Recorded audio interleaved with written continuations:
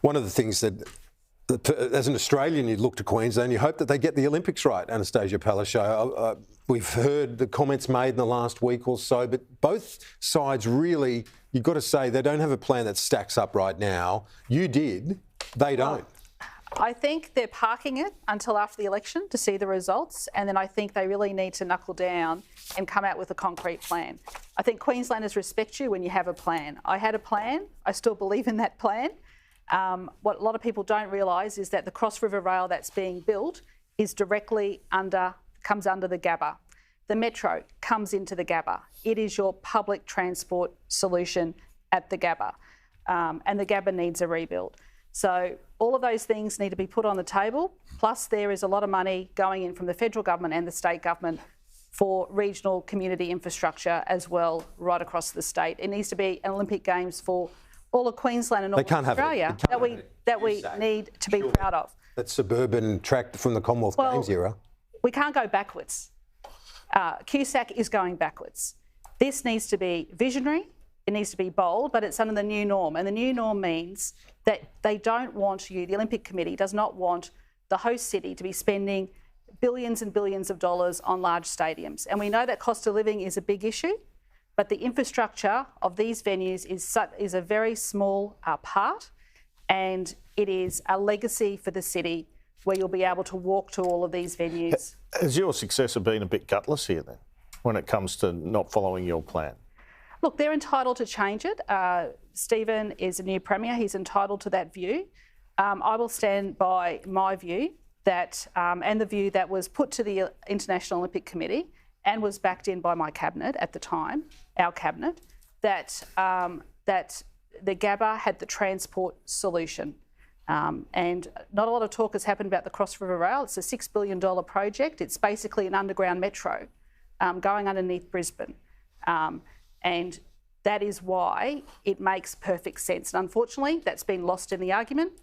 The Lions and cricket probably didn't come out and support it enough. Yeah. They've come out now and supported it.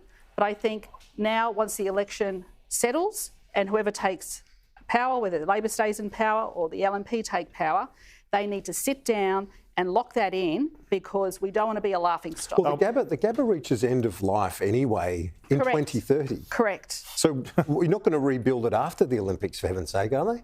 Well, otherwise we'll just sit there. So they need to sort that out. And I think, you know, Labor has shown all these cost of living issues have been addressed for the community, but also too, people have now seen Paris, and they don't want Australia to put on an embarrassing show. So you think whoever gets in will just be mugged by reality when it comes to the Olympics? Well, they'll have to just sit down and just work it out and stick to the plan.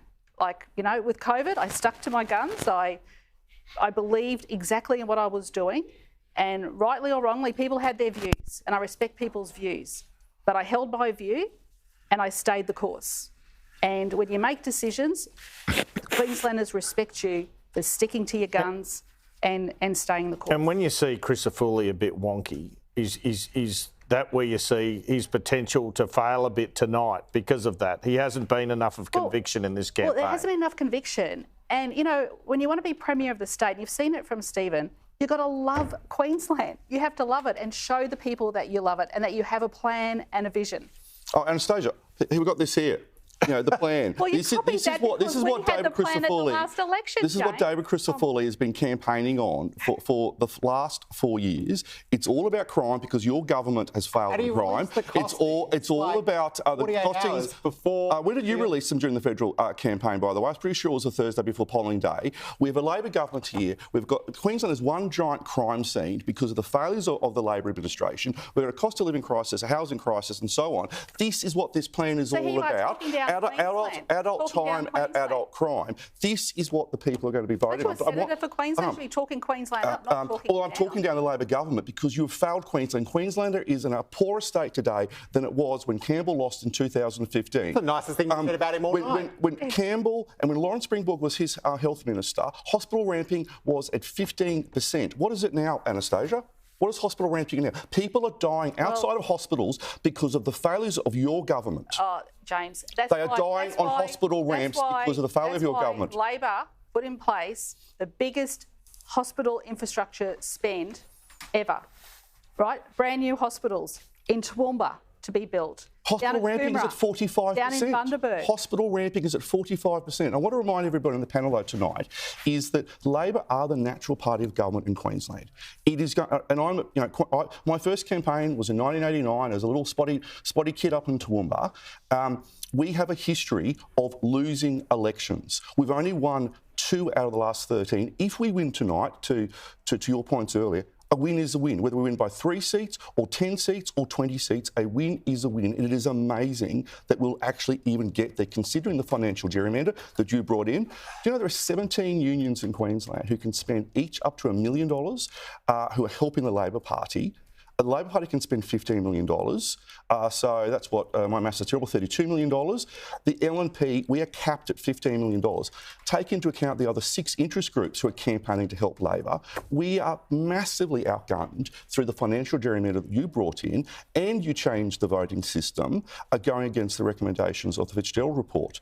Labor are very good at the politics, but they're not very good at the delivery on the ground. And you're going to lift the political donations up again to over those $12,000 so people can't see who's donating to the LNP. Well, you were run by the union movement.